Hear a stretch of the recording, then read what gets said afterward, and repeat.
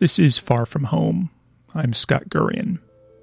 On the evening of September 11th, 2001, I was a 22-year-old kid just starting out in radio, wandering around lower Manhattan with a microphone and a mini-disc recorder, interviewing people about the terrorist attack they'd witnessed that morning.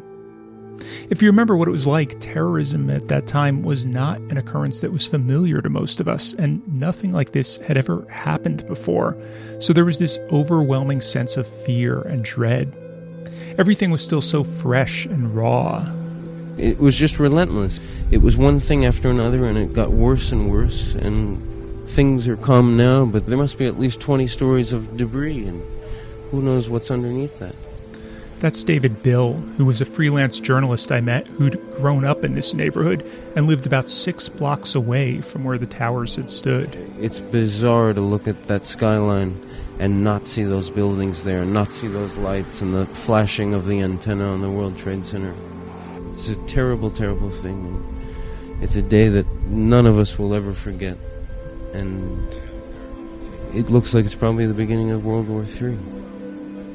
Thankfully, that didn't end up happening, but in that moment, there was so much uncertainty that no one really knew what would happen next.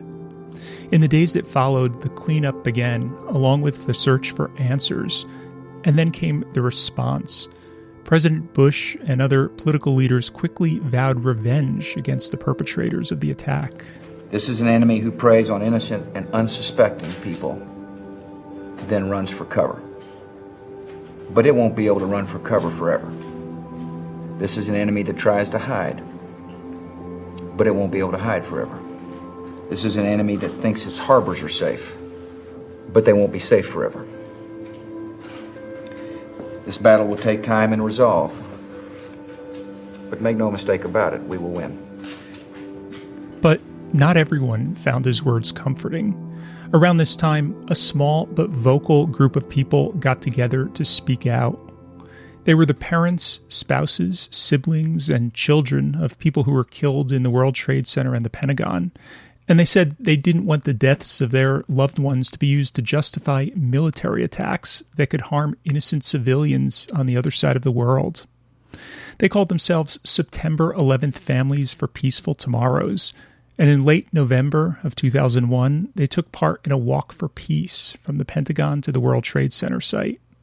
I tagged along and interviewed several members of the group, later producing an hour-long documentary featuring their stories. And for this 20th anniversary of the attacks, I'm going to play it for all of you today. Stay tuned until the end, because I'll have a conversation with one of those people, David Petorti, whose brother James worked on the 96th floor of Tower 1 of the World Trade Center. And just a warning that you might need a box of tissues for this episode, because I've listened to it 1,000,000 times and I still get choked up. Here now are Colleen Kelly, David Petorti, Phyllis Rodriguez, and Amber Amundsen in the stories of September 11th Families for Peaceful Tomorrows. I was at work. I work at DeWitt Clinton High School in the Bronx. I'm a nurse practitioner there, and we have a health center that's inside the school. And I remember that morning because it was this beautiful, sunny September morning, and it was really gorgeous outside, not a cloud in the sky. I also remember that morning because it was the first day that my daughter didn't cry when I dropped her off at kindergarten, so I thought to myself, boy, this is going to be a pretty good day. We have a 17-month-old baby, and when you have a baby, you pretty much start your day with the sound of a baby crying, and either you or your wife gets up. So that morning, that Tuesday morning, it was my turn to sleep in. So I got to sleep in until 8:45. And I was sort of stirring in my bed, and my wife and child noticed that I was getting up, so they came into the bedroom, and they both got in bed with me, which is kind of fun. You know, you got the little baby between you, and you're kind of hanging out. That day I had decided to start a new exercise regimen, and I left very early in the morning for a 1-hour walk. I came back later than I had expected. I wanted to be back by about 9, but I had taken a wrong turn, and the walk ended up being longer than I planned, so I got in about 9:20, and as I was entering our building, the porter told me that one of the Trade Center towers was on fire. When I got to work, I was on the phone with one of the nuns that I work with at another part-time job, a free clinic, and she had told me that a plane had hit the World Trade Center when we first started talking, and I just remembered just feeling really bad and really frightened and anxious. But I do remember looking at the clock, and it was at 9:23 that we were speaking, and we both agreed that it was too upsetting to talk about a certain patient at that point, and that we would speak the next day. I was really grumpy, and I hadn't slept well because I had gotten up with him in the middle of the night. And we went in the kitchen. We were having breakfast. I had just finished breakfast. I was holding a cup of coffee and had gone out the back door of our house and was standing on the deck, sort of taking some deep breaths and trying to wake up. And the phone rings, and the baby starts crying, and my wife is trying to hear who's on the phone, and she can't, and it's my mom, and she's saying something crazy, and so she hands me the phone, and my mom says, I'm really worried about the kamikazes. And I said, what? The World Trade Center. And I said, what? They hit, planes hit the World Trade Center, and I just didn't know what she was talking about. So I ran upstairs, and I didn't even know which tower Greg worked in. I didn't know what floor. I really just knew the company and that he was down there. And I ran upstairs and put on the TV, and I came home on time to see the second plane hit the second tower. First, it was absolutely overwhelming, like for everybody, and I thought it was an accident. And when I saw the second one hit, it didn't look like an accident anymore. On September 11th, I began the day like most other days. I walked our son Elliot to school and came back and began to work in the flower garden with our daughter Charlotte. The phone rang and I answered it. It was Craig, and he called to tell me that the first plane had crashed into the World Trade Center. He thought that maybe it may have been a malfunction with the engine, and we weren't really sure about it. And he said he would keep me posted as he gained any information. We said I love you to each other and let each other go. And I went back to caring for flowers with Charlotte. And I came back in, and my wife had the TV on, and there was that image of that tower just burning, And I just remember walking in and seeing that, and just my stomach just dropping. And I can't remember, I must have seen it live when that second plane hit. I remember just sitting there, what was that, half an hour later? So I must have turned it on just as the second plane hit, and it was like, what is going on? My sisters were calling asking for my brother's cell phone number because they just wanted to check in and make sure he was okay, and they're not familiar with the city and weren't quite sure where his offices were. So I remember reassuring them that Billy was fine. He worked miles away from the World Trade Center, and that his building was really nowhere near where things were happening. And about 10 minutes later, the phone rang again, and it was Craig. This time he sounded a bit more frantic and told me that a second plane had crashed into the World Trade Center. And we were both very sad, but felt a sense of security, and I felt safe, and Craig felt safe, and we said goodbye to each other, again saying I love you. I'm sitting on the edge of the couch, and I'm trying to ask my mom, trying to remind myself, what floor was he on, and which which tower was he in, because I couldn't remember, because he had just started working there 3 years ago. They had moved his office. And she said he was on the 95th floor, and I knew the building was 110 stories tall, so I'm sort of mentally counting the stories, and it sure looked like the 95th floor that got hit. And I just remember that feeling like throwing up, being really nauseous, because I realized it wasn't like I could say, oh, he was on the 18th floor. That's it's nowhere near where that plane was. It was exactly where the plane was. I had some messages on the machine, and the first message was from him, and it said, there's been a disaster at the Trade Center, but I'm okay. Call Elizabeth. I kept the TV on for news, and I also spent the next hour frantically calling all our family, close family, to tell them Greg was okay. And I had assumed, and people asked me, including my daughter-in-law, my mother, my daughter, where was he when he called? And I said, well, of course he was out of the building. Who would call from inside a burning building? Who would stop and make a phone call?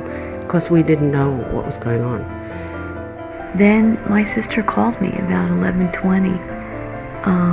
It was very difficult that day to talk to anyone on the phone. It was very difficult for phone calls to come in or out of New York City, and she called me, and I remember her exact words. She said, I'm really sorry to have to be the one to tell you this, but Billy was there.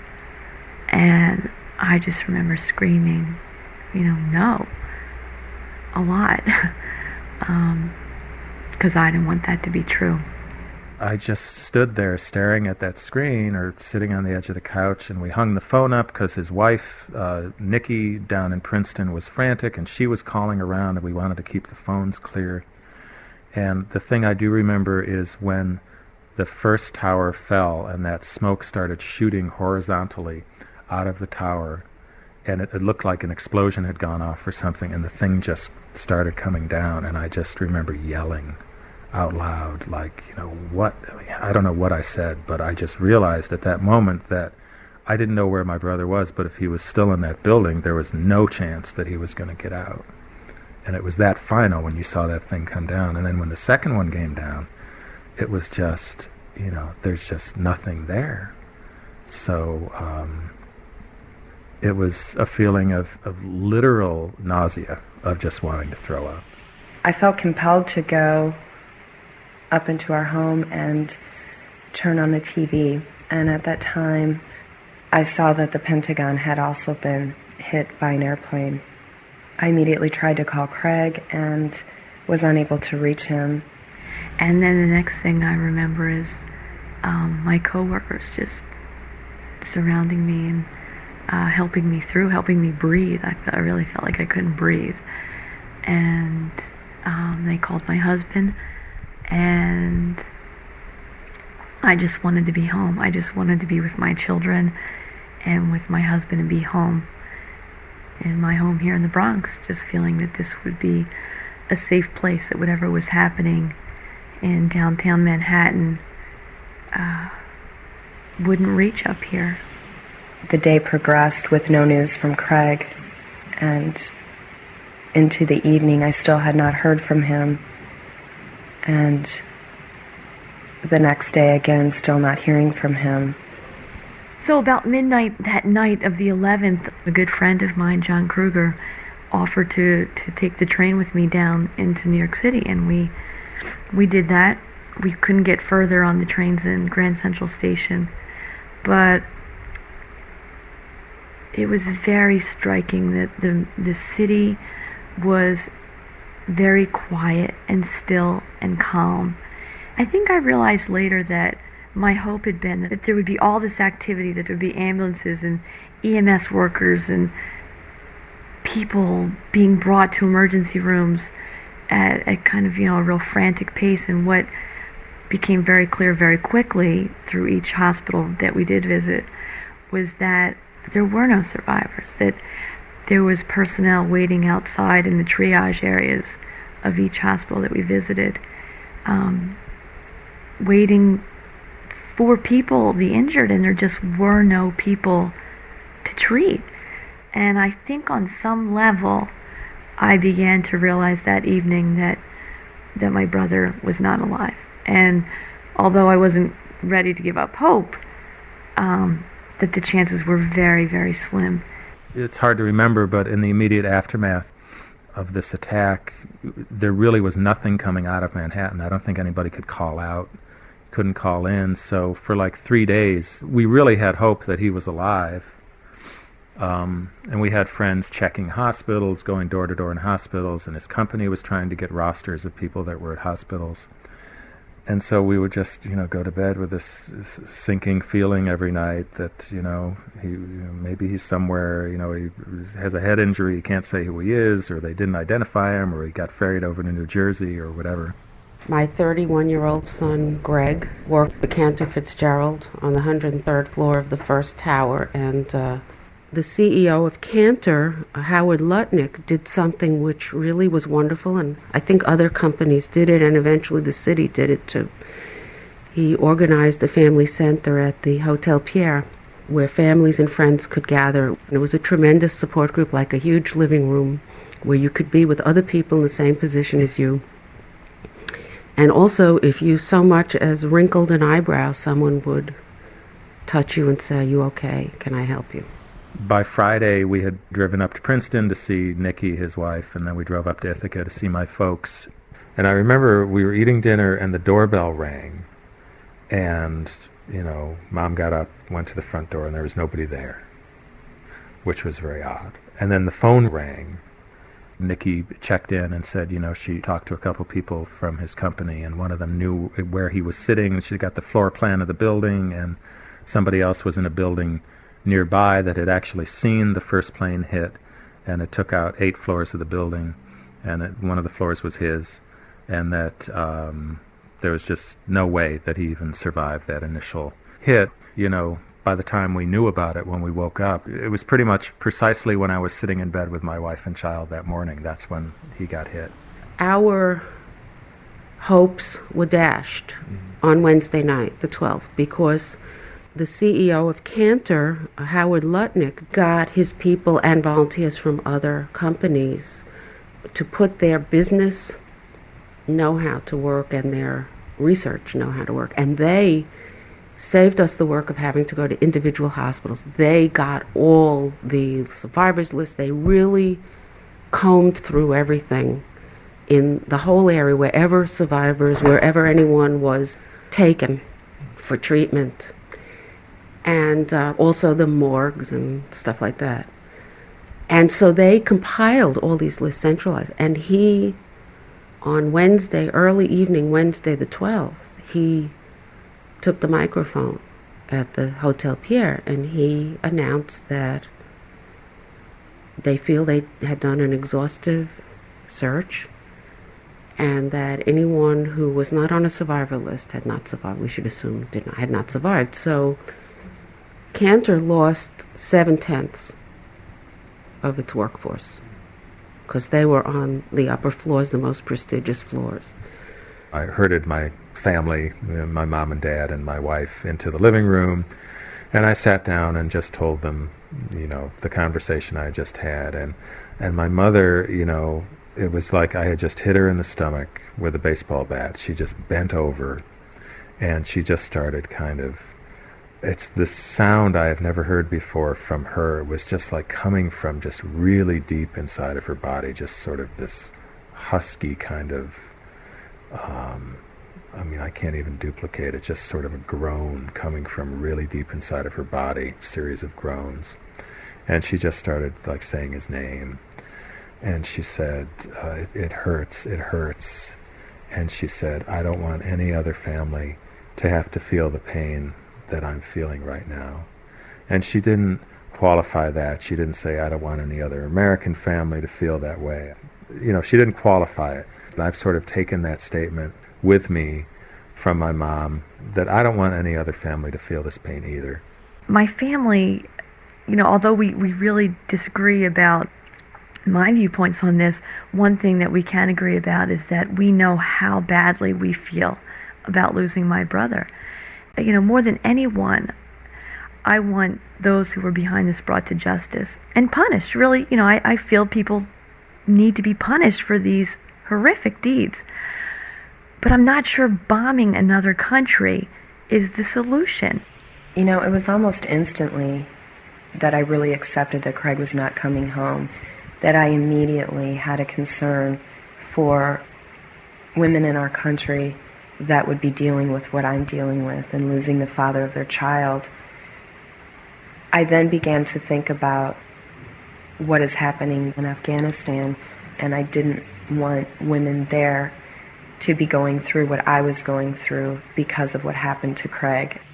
I don't feel that killing of innocent people is justified And I feel that an Afghani life is equal in importance to my son's life. I'm not saying that I favor killing of people who are guilty of crimes. I don't either. I mean, I'm firmly opposed to the death penalty. I felt this way before, and I would wonder sometime if I would be able to hold on to my strong feelings against it. But there are no doubts in my mind.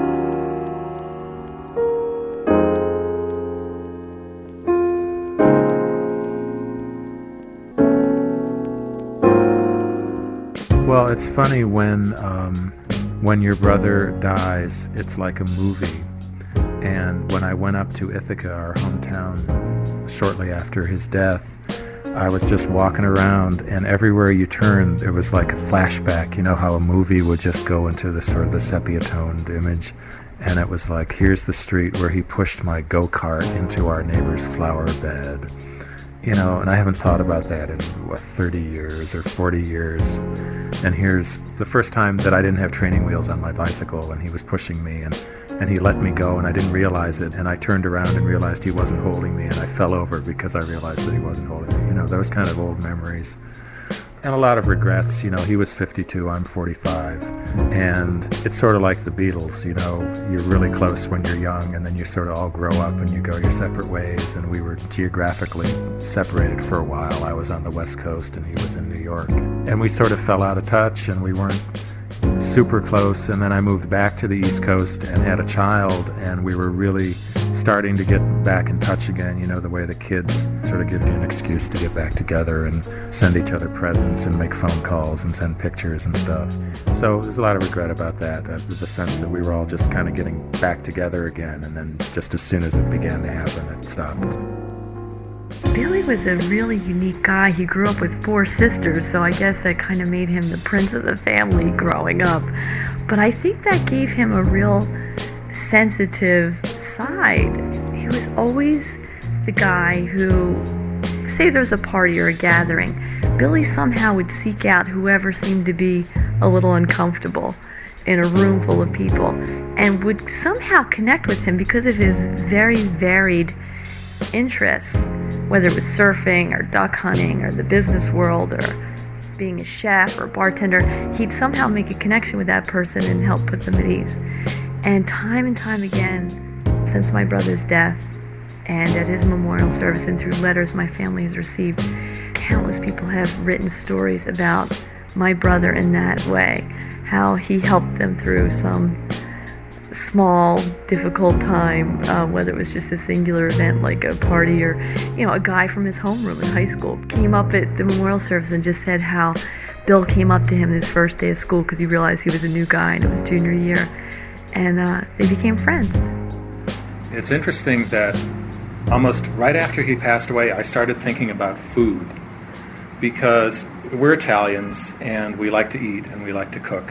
And food has just been this very important part of our lives. And when he died, I started thinking about all of these wonderful foods that we grew up eating and enjoying that he would never get to enjoy again.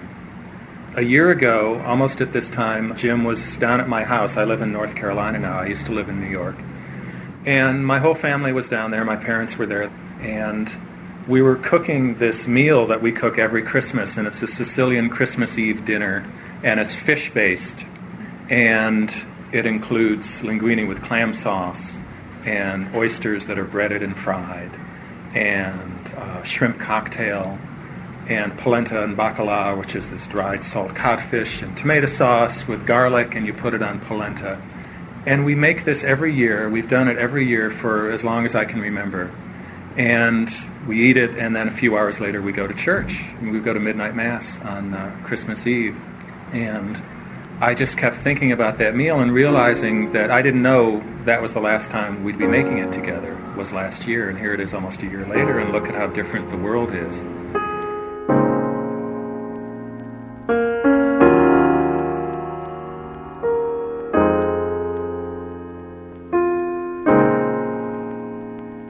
It strikes me that when you kill someone, you're not just killing a person, you're killing their history, and you're killing their heritage and their memories and all those connections you have to their parents and their grandparents and their great-grandparents.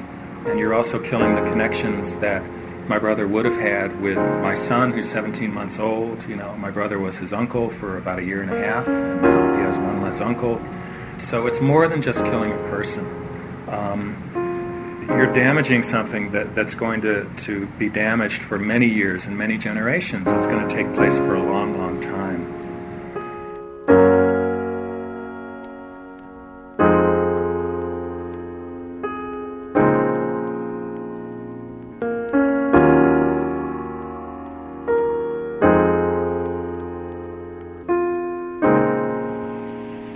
Craig was an active duty multimedia illustrator for the Deputy Chief of Staff of Personnel Command at the Pentagon, who was also killed.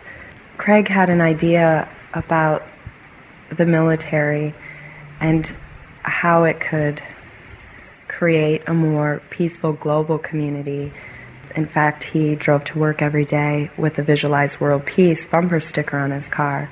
I believe that Craig would be as scared as I am about the retaliation and military efforts going on in Afghanistan, particularly because he really believed that military force and bombing just continues to foster hatred.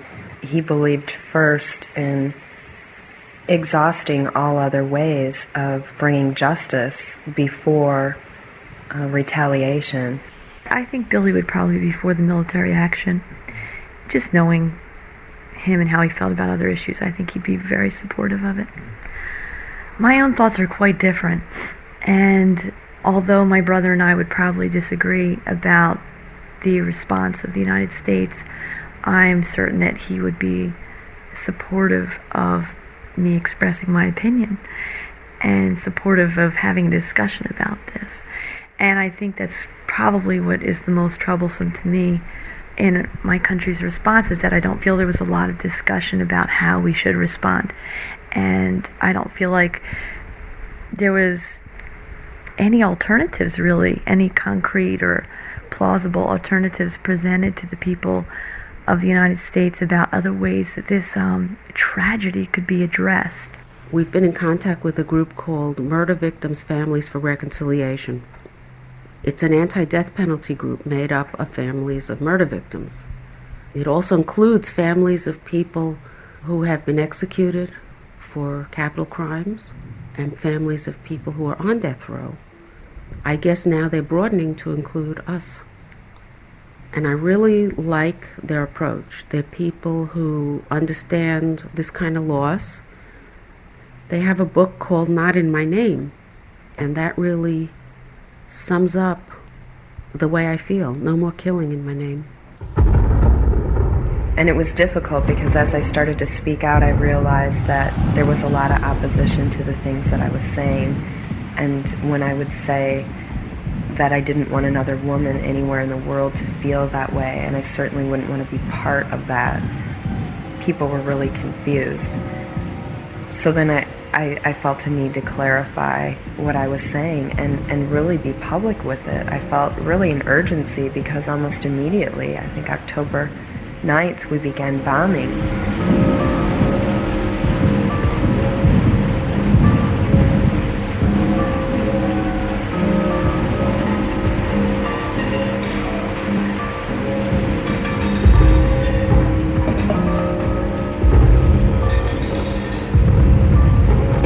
Once the bombing started, it was very, very difficult. It was a very sad day for me, and I just felt like, well, this cycle is just never going to stop, and when will this end? I guess I was angry about that, and really the thing that angers me most to this day about my brother's death is that he was there. He should have been there. He didn't work there, and I keep waiting for the day that I'm going to wake up and I'm going to be really angry at something else or somebody else or the Taliban or whatever, and that, maybe it will. Maybe tomorrow I'll wake up and feel that way.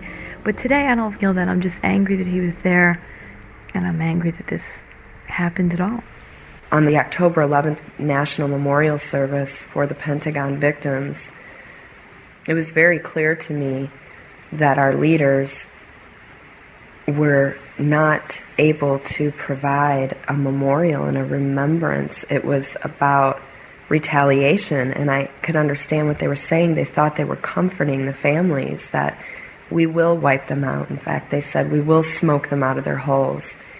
And I realized then how important it was for me to contact those leaders and let them know that I was not comfortable and not comforted by their angry words. I remember when I was up in Ithaca, we eventually had a memorial service for him, and I drove my car to Jiffy Lube, because it was a long trip, 700 miles back, and just watching the TV at the Jiffy Lube while you're waiting for the car to get done, and it was, CNN was on, and it was America's New War, it had the logo, and they were just promoting this war, just overnight, suddenly we've just got this new product to sell, and everybody was so into it.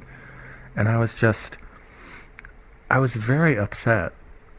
And it was so at odds with what I was experiencing with my family, because they were not crying out for blood. And my dad's a Marine, former Marine, and he was just very taciturn and very quiet. And my mom was very quiet. And my dad's Marine buddies, one of them that was on Iwo Jima with him, came over and brought them communion because he was now an assistant at the Catholic Church. And these old vets were just so somber about this whole thing, and they weren't really happy to see war returning. It was like, this horrible thing that they had fought and tried to get rid of, and now suddenly here it is coming back. I just got that feeling, this awful monster that they had tried to rid the world of, and here it's swooping back in on us.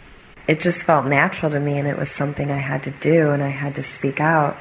My motivation is our children, and I can't continue to create a life for them without doing something about what is going on. The only way I can bring peace to my children, my family, and honor Craig is to continue to speak the words that he would have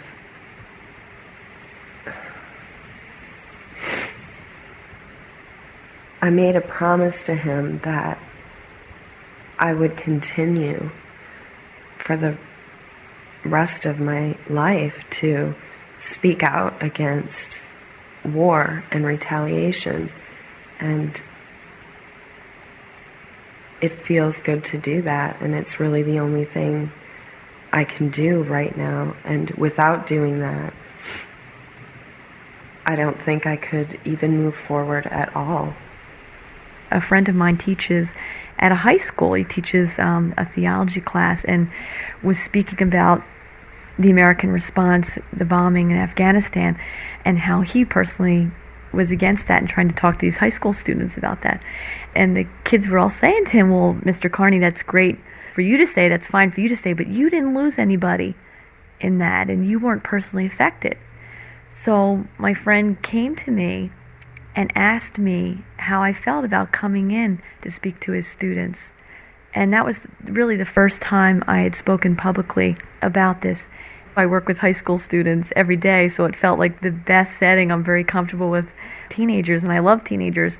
And it felt like the right thing to do. And these kids were great.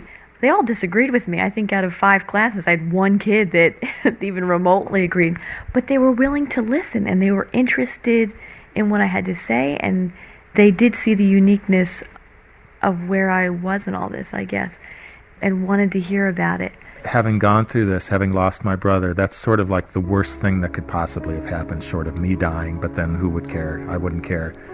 And in a sense, I feel like I have nothing left to lose because I've already lost the most I could lose, and out of that, it's made me feel that I can't just sit around and feel sorry for myself and mourn in private and have my own private grief. Why don't I just go out? Why don't I say something and see what happens, because I have nothing left to lose? And I really feel like that's the same mindset of the people who did this. They must have felt like they had nothing left to lose. They were in such a desperate situation. Why don't we just do this heinous crime because we have nothing left to lose. And it's interesting that we both were feeling the same things, but they took down the World Trade Center, and I'm sort of pointing that energy towards the peace movement. So it just demonstrates that when you put people in that position, it can go either way.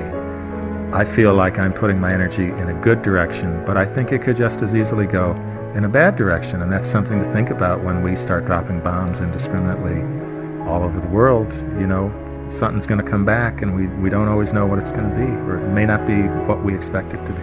I think now the United States is finally seeing that the fear we have and the devastation we have, most people in the world have been dealing with for a long time.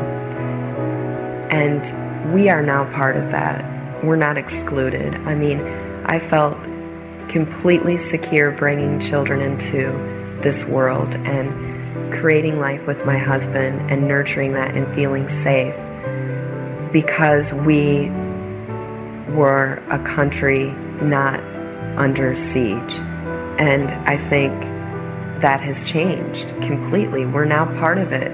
We now understand what it's like to have planes crashing into buildings and fires that last for 3 months and unidentified loved ones and children that are so confused and so scared. We have an understanding of that now, and I think we should look at what we can do to prevent further attacks on the United States and really consider whether or not military action is going to do that. Is it going to, wipe out a certain population and then everything will be okay? I think what I noticed right away is that everybody had flags out. And then I noticed that they just left them out. They left them out all night. They left them out when it rained, and they were starting to get kind of beat up and dirty. And they had them all over their mailboxes, and they'd get all, rained on and mud on them. Growing up, I remember my dad had this big flag, and he would take it out and hang it up on the front porch on like the 4th of July and Veterans Day, and certain holidays when you hang the flag up, like Lincoln's birthday and Washington's birthday, back when they had separate birthdays. And he was always very careful that you hung the flag up, and then when the sun went down, you went out and you got the flag and you folded it up and you put it back in its box and you put it back in the basement or wherever he had it. So that's how you do the flag. And there's actually a little diagram that comes with the flag. This is how you fold the flag. You fold it over and then you make it into like a triangle or something. And so he treated it very seriously, and he's a veteran, and that's the way you're supposed to do it. And when I saw people just leaving these flags out, you'd have a flag in front of your house out there when it's raining and the flag's getting wet, that really just kind of affected me the wrong way. I felt like these people just put it out there and they weren't being vigilant.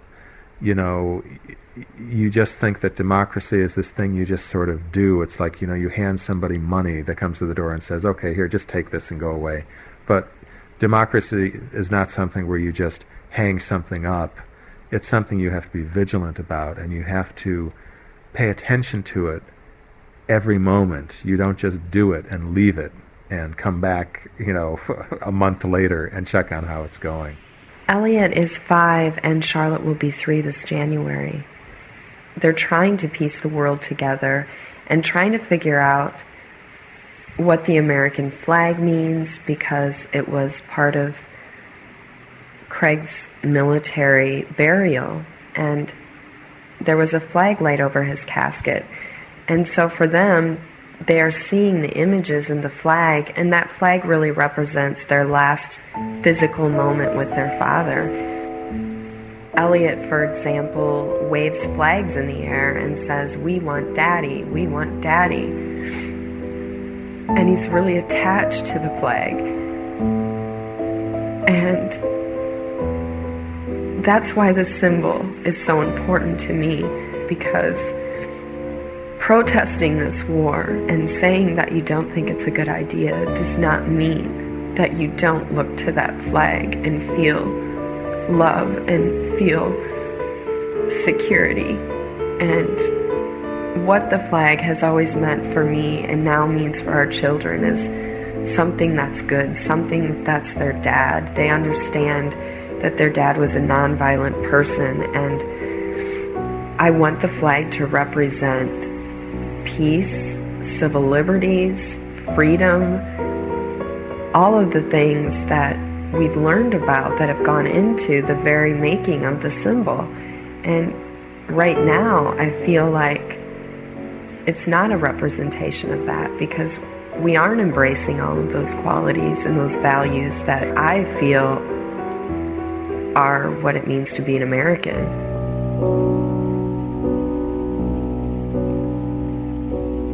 It's not anti-American to say no to this. It doesn't mean you don't love your country or the people who were killed. For me personally, it means that you truly do care and that you truly do want to see the United States be in a safe situation. I'm perpetually agonized that American people do not feel that it's okay to discuss this, to think of alternatives. And a lot of it goes back again to the American dream and what is freedom, and if you're patriotic, you support the military, and really allowing people to feel patriotic, to wear a flag, even if you are not comfortable with the war in Afghanistan. You know, to really realize we are all united, we are American, and part of that for me is being able to openly disagree with what is going on. I agreed to appear on a drive time show on the West Coast, not knowing that it had the second largest listenership to Rush Limbaugh. That should have tipped me off when I heard that.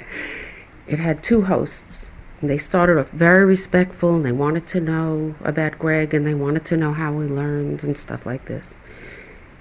But I think they also wanted me to be a weepy mother who wanted peace and couldn't defend herself, because they started to increase the intensity of their questions as I didn't knuckle under. And we ended up having this knockdown, drag-out discussion, which I kind of was happy about, because I started thinking about the millions of people in their cars and what they were going to be hearing. And they questioned my pacifism, and they used some of the old arguments, like if someone came in and was robbing you at gunpoint, you mean you wouldn't want to kill them, you know, and all these traps.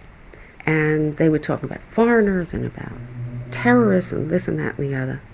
And of course I'm in favor of punishing terrorists and criminals. Of course I am. That's not the issue. So I told them, take the South before the Civil Rights Movement. I said, where African American people were systematically and without any due process murdered, raped, their houses burned, run out of town. And I said, what good would it have done for us to advise Southern blacks to arm themselves and go out and kill the white guys who killed their family members?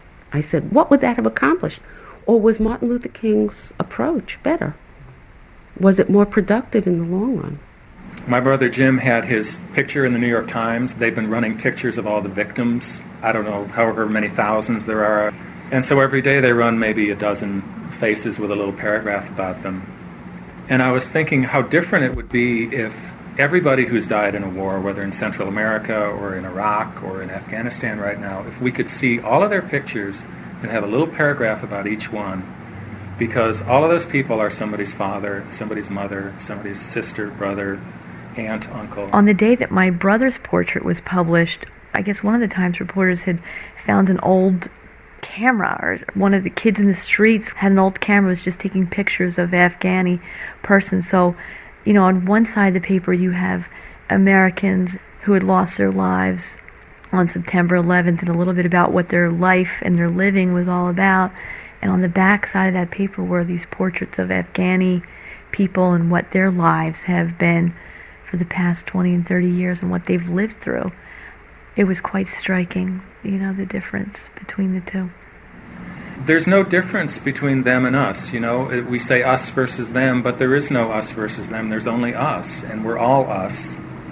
I don't particularly feel like an American right now, and I don't say that to be anti-American or anything like that, but I just feel like I'm part of this community of victims, that I have something in common with people that have suffered in the same way all over the world. And that's not something that has divisions of nationality or race. You know, we're all in this together. You're either down here when the bombs fall, or you're up there.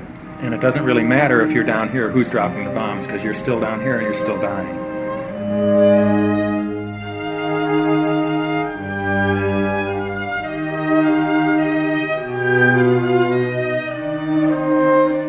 David Patori lost his brother in the World Trade Center, and I had an opportunity to walk with him past Ground Zero.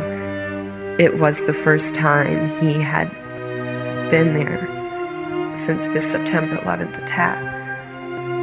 And it was extremely difficult because I know how that feels to go to a site and know that your loved one is there or was there.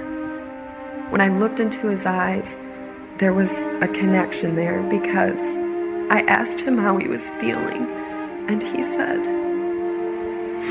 I think the same way you felt when you saw the Pentagon. And so being with him on that walk past that mass destruction really motivated me again. I walked past and thought, there's no way we can stop speaking out against this. There's absolutely no way. It was bad. It was bad. We took the ferry from Staten Island. That's how we got into Manhattan. And, I started crying on the ferry when we came over, because you just look at that skyline. This is the first time I've been back to Manhattan in 5 years. And you just look at that skyline, and it's like, it's gone. It's this big hole. It was pretty hard. And the other hard thing was just to be in the middle of all these people that were shopping. And I don't know how to describe it, just all these people just coming at us. We were kind of going in the opposite direction from all the shoppers, and they just didn't seem to care at all. They weren't being contemplative. They didn't seem somber. I mean, maybe it's been a few months. Maybe it was different at the beginning, but it was very hard to take, because it was like, don't you people know what just happened here? How can you just go back to buying CDs on the street again? So I felt bad personally, and I also felt bad to be among all those people, because there was a feeling of, I feel like I'm being very judgmental here, but just this feeling that they still don't get it. They're still sort of living in denial. And if you really got what happened on September 11th, you're not walking around buying CDs, you're doing something else. And I feel like I've always thought that there was great evil in the world, but I've always felt that for every great evil there was just innumerable singular acts of kindness and goodness that happen every single day that outweigh evil immensely. So my view of the world has not changed. What has changed is that my brother happened to be involved in one of those great acts of evil, and hence my family's now involved in that.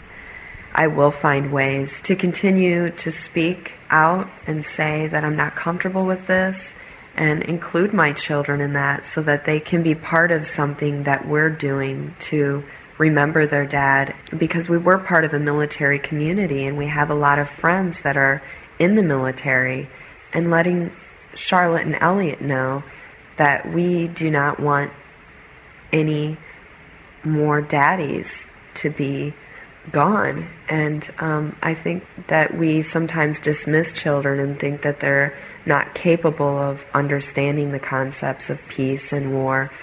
I think when a child can say, oh, Mommy, is this plane going to crash into a building? If they can conceptualize that from what they've seen on September 11th, then I think they can conceptualize what it would be like to have peace in our world and to have peace in our country. And, asking children, we were able to speak with elementary students at a school and asking them, what are some other solutions? What do you think? It's amazing. I was completely surprised at the level of critical thinking that was coming from a fourth grade child who was able to say, wait a minute, Mom and Dad have taught me that you don't fight to get what you want, so I don't understand why we're fighting. And shouldn't we just communicate with them? And for them, it seems so obvious. And I really listened to this particular child and looked at her and realized that she's making a lot of sense, and that on some levels it seems very elementary. It seems simple. And, you know, like she said, I think communication is key, were her words. And I looked at her and I thought, wow, yeah, you're right.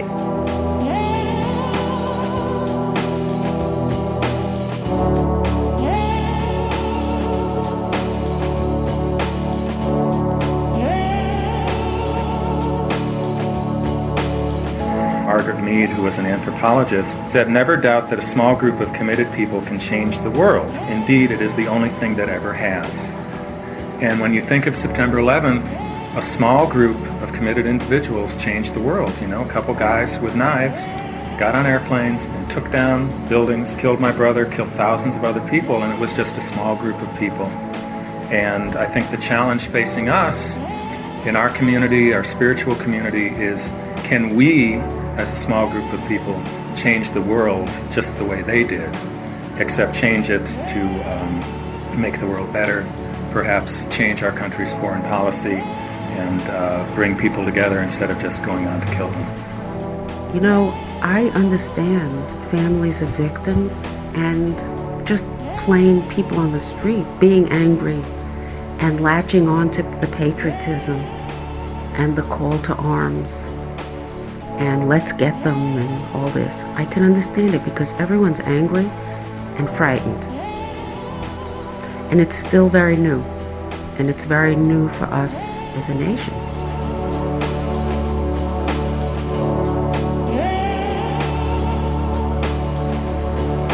I think what's more important is what happens when the dust settles and people start to say, hey, wait a minute, did that improve it? When they start to question. I really feel like we just can't go on this way.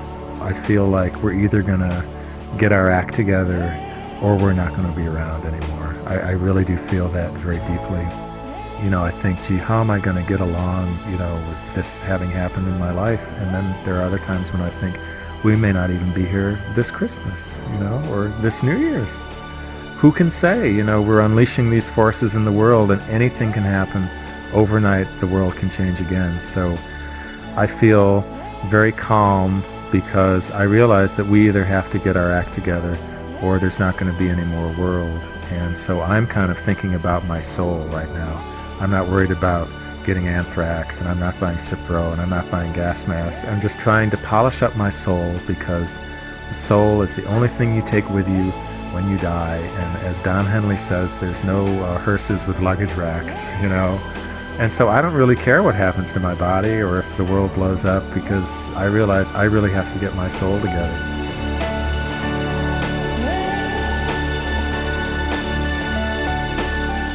David Patorti's brother Jim and Phyllis Rodriguez's son Greg worked at the World Trade Center.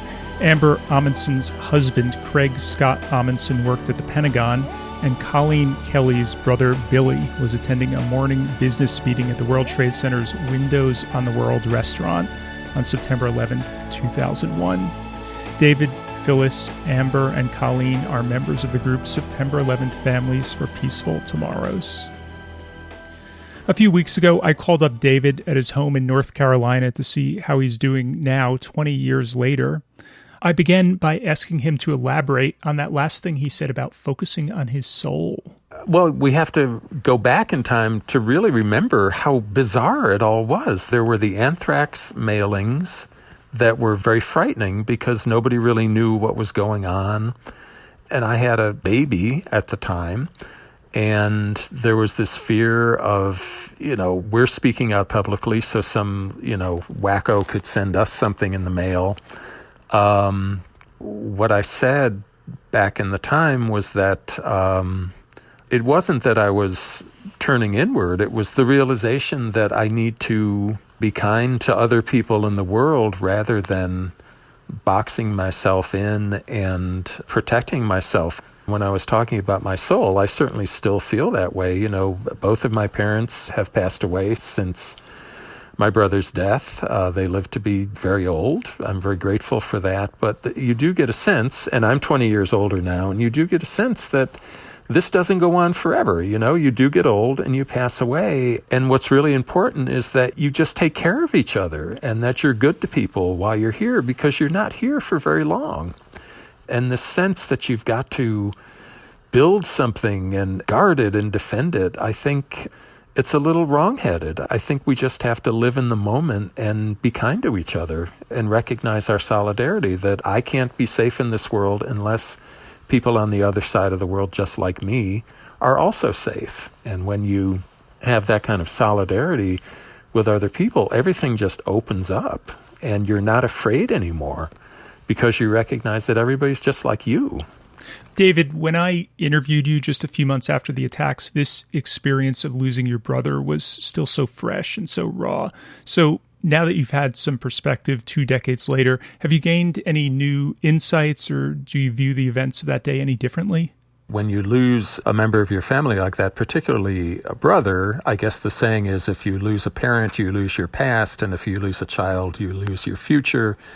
And if you lose a sibling, you lose your past, your present, and your future. So that was very clear to me. And I described it as getting a run in a sweater. Like, you know, you're pulling a string on a sweater and you just keep pulling the string and the hole gets bigger and bigger. And that's kind of what it was like losing my brother. The hole just got bigger and bigger because he wasn't there for, you know, my children's birthdays. He wasn't there when my parents got old and passed away. So his loss just got bigger and bigger. And I could translate that to people beyond me and my family and how their losses piled up in the same way. All the people around the world that have also suffered loss, violence and terrorism and war, and all the people who have lost anybody. It just really expanded my empathy for them. You know, I was remembering again when we got to New York on our walk that you were describing. We would stop along the way, and there was a high school gym. I want to say it was in Secaucus, New Jersey, or somewhere around there. And I gave a speech to this assembly, and it was just totally off the cuff. And I said what I felt at the time, which was that I don't feel like an American right now. I feel like I'm part of something bigger. And that was the only time that somebody complained about what I said. And apparently the principal of the school told somebody in our group to pass along the message to me that I really shouldn't say things like that. If you think about what it was like right after 9/11, you know, all the flags and all the stickers, and you'd go to Home Depot and they'd give you these free bumper stickers that said Power of Pride. And it was just so much about that stuff. And for me to say that I feel like I'm part of something bigger was very threatening, I think, for people to hear. But it was actually how I felt at the time. And that's actually how I feel right now.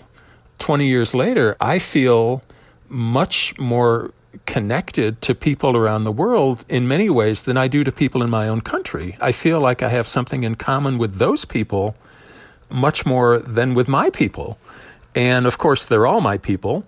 And of course, I am an American and a citizen and all that. But when I think about my allies, you know, I think about people who have suffered like my family suffered. And those are the people that I would like to talk to and learn from, and have talked to and have learned from. And that sense of solidarity you describe, as well as your pacifism, much of it came from your personal experience of losing your brother on September 11th. But as you hinted in the documentary, some of your beliefs were also influenced by your father. So tell me more about him. He was 4th Division Marine in World War II, and he lost 75% of his company in combat. So he witnessed horrific deaths in the South Pacific and on Iwo Jima of people that he considered to be, you know, his friends and his compatriots in the war. And I saw how that hurt him and how that scarred him for the rest of his life, and that there was a part of my father that I didn't really get to enjoy because there was so much of him that seemed to be working at corralling all of those feelings inside of him so that he didn't have to deal with them. And so there was a big part of him that was absent because it was almost like half of him was putting out a fire that lasted for his whole life after World War II. So I just felt horrible for him. I mean, he went through all of that for our country and our Constitution and our rule of law, and for him to have to witness this happening in his lifetime. He lived to be 97. He passed away a few years ago.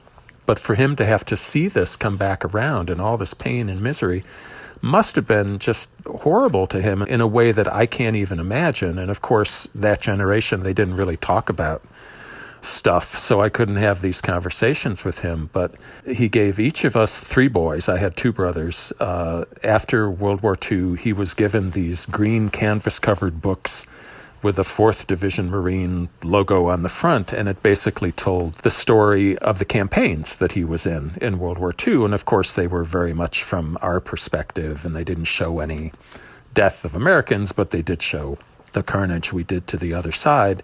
This was before 9/11. I asked him to autograph the book for me. I just said, Dad, sign this for me. And he wrote this inscription, and it said, "May you never experience the obscenity of war with all of its death and destructiveness." So that was his message to me about war. So between my mom, who had her reaction, and my dad, who had his reaction, I came by my feelings very honestly, I think, because that's what I was hearing. And so that's what I picked up on. And I still feel that way. And of course, I'm not happy with how my country went about responding to this. It's just different layers of unhappiness, unhappiness with how long the war went on, unhappiness with how it's ending, unhappiness with those military families who lost people who were like 1 year old when 9/11 happened, and now they're in their 20s, or maybe they're older in their 30s. Sadness for all those Afghans who are trying to get out of the country who were killed. This is what war is. As my dad wrote to me, it's an obscenity. War is an obscenity, and it's something you shouldn't have to pursue. And if you do have to pursue it, maybe you pursue it for a few weeks to make sure that we don't get attacked again. But at that point, you turn to all the other strengths that we have, legal strengths and moral strengths and ethical strengths, diplomatic strength, and that's when you bring all those other things in. What you don't do is stay at war for 20 years, because that's not what it's for. Though it was your brother's death, along with the deaths of thousands of other people on 9/11, that led the U.S. to launch this war and 2-decade-long occupation of Afghanistan. So I'm wondering what your thoughts were as you watched the recent U.S. withdrawal. I used to look at The Onion, which is the satirical website, and I was trying to come up with a headline for what was happening. And the headline I came up with was something like, "Americans furious about end of war that none of them remembered we were fighting." And I think that was really, that was the feeling I had about it. I don't think anybody even thought about the war in Afghanistan until we withdrew. And I read somewhere somebody did a search of how many times people had mentioned Afghan women, because, that was a big deal, that we're letting down Afghan women again, and they had all this freedom that we gave them, and now they're losing it. And they did a search of how many times the press had talked about Afghan women in the past 10 days and compared it with how many times we had talked about Afghan women in the previous 10 years. And we had talked more about it in the past 10 days than in the previous 10 years. We have such a short attention span, and we just sort of put things away and we don't pay attention to them. And that's what I was thinking about with Afghanistan, that we have to do a much better job about paying attention to what we're doing with our enormous military and our enormous power around the world, because we send our military off into the world to do things, and then we just sort of forget about it. And we really have forgotten about it for the past 20 years. We heard about it when American troops were dying, and that's a horrible thing, and I feel awful for the folks who were killed at the airport. But in terms of the Afghan people, not so much. We don't think about them so much. And that was sort of the whole point of going in there, I think, was to get Osama bin Laden and make sure he didn't attack us again, and maybe help the Afghan people on some level And we got Osama bin Laden, apparently, 10 years ago, but we're still there. Why were we still there 10 years later? And obviously there's a sort of momentum that just carries over once you get all these people over there and all this equipment over there, and the whole, again, the military-industrial complex just sort of lands in your country. It's really hard to get it out of there. And so I think we have to be much more circumspect about how we begin wars. One last question. It's now been 20 years since you took part in this Washington, D.C. to New York peace walk with other September 11th family members. Now that some time has passed, how do you look back on that period of your life? I remember being very, very fulfilled in what the group was doing and the sort of press and outreach and things we were saying to people. Having said that, I don't know that it made a huge amount of difference in the long run. I don't think what we did ended the war in Afghanistan a day earlier than it would have ended. I think that war has run its course. I can't believe it's 20 years and it was still going on. And I don't know that we have ended the war in Iraq or that anything we've done has had an effect on that war. Nothing has really changed very much. And in fact, things have gotten a lot worse, actually. I mean, things are worse now than I ever could have imagined them being.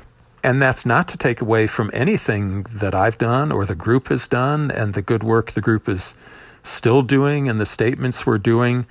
So I'm not bummed out about it. I don't mean that to be a negative statement saying nothing we did had any effect on the process of the war, but it did have a huge effect on me, and I think that was worth it. I don't know what I would have done without those people in September 11th Families for Peaceful Tomorrows and the things we did together and how important that was for me to just work through my grief on an individual level.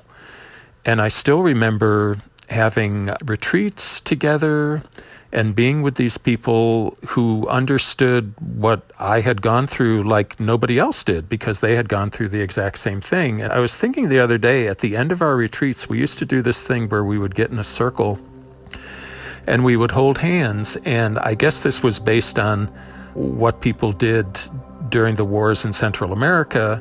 We would say the name of our loved one that we had lost, and everybody in the circle would say presente. That they were still there with us, that they were present with us.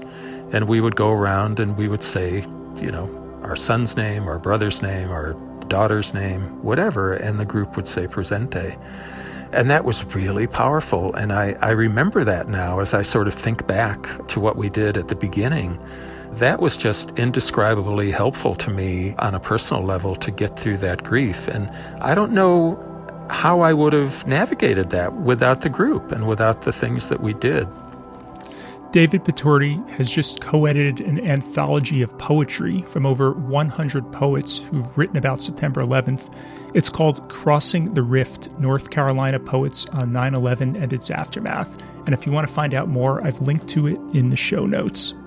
Thanks so much to David, Colleen, Phyllis, and Amber for being willing to talk to a stranger with a microphone and share such personal stories and reflections during such a difficult time. And thanks to Barry Amundsen and Jeremy Glick, who I also interviewed but didn't have space to include. My music was by Contact, Rachel's, Eric Satie, Mondo Grasso, Jesse Gallagher, and Moby. I'd love to hear what you thought about this episode. You could find, follow, and message Far From Home on Facebook or Instagram. I'm also on Twitter at Scott Gurian, or you could drop me a line at info@farfromhomepodcast.org. And as always, if you enjoy Far From Home, please help spread the word on social media or tell a friend. Until next time, thanks for listening.